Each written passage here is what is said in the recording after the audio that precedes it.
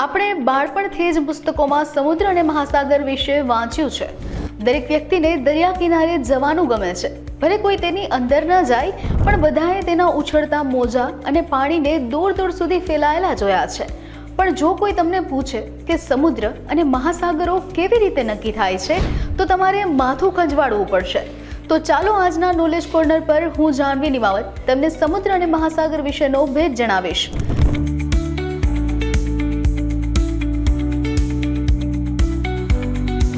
સૌપ્રથમ તો એ જાણવું જરૂરી છે કે સમુદ્ર એટલે સી અને મહાસાગર એટલે ઓશન. શું છે? ખરેખર સમુદ્રમાં ખારું પાણી જોવા મળે છે અને મોટાભાગની નદીઓ તેમાં વહે છે. સમુદ્ર મહાસાગરો કરતાં ઘણા નાના અને ઓછા ઊંડા હોય છે. આ એક એવી જગ્યા છે કે જ્યાં માછલી, શેવાળ વગેરે જેવી ખાદ્ય ચીજો જોવા મળે છે, પરંતુ આ મહાસાગરમાં જોવા નથી મળતી. સમુદ્રની ઊંડાઈ માપી શકાય છે, પણ મહાસાગરની ઊંડાઈ માપવી મુશ્કેલ છે.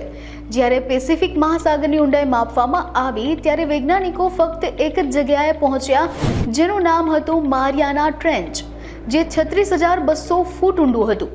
પૃથ્વી પર કુલ 5 મહાસાગરો છે: પેસિફિક મહાસાગર, હિન્દ મહાસાગર, આર્કટિક મહાસાગર, એટલાન્ટિક મહાસાગર અને એન્ટાર્કટિક મહાસાગર. આ વિશાળ મહાસાગરોમાં ઊંડાણમાં રહેલા જીવોની પોતાની અનોખી દુનિયા છે, જ્યારે સમુદ્ર જમીનના અમુક ભાગ સાથે જ જોડાયેલા હોય છે.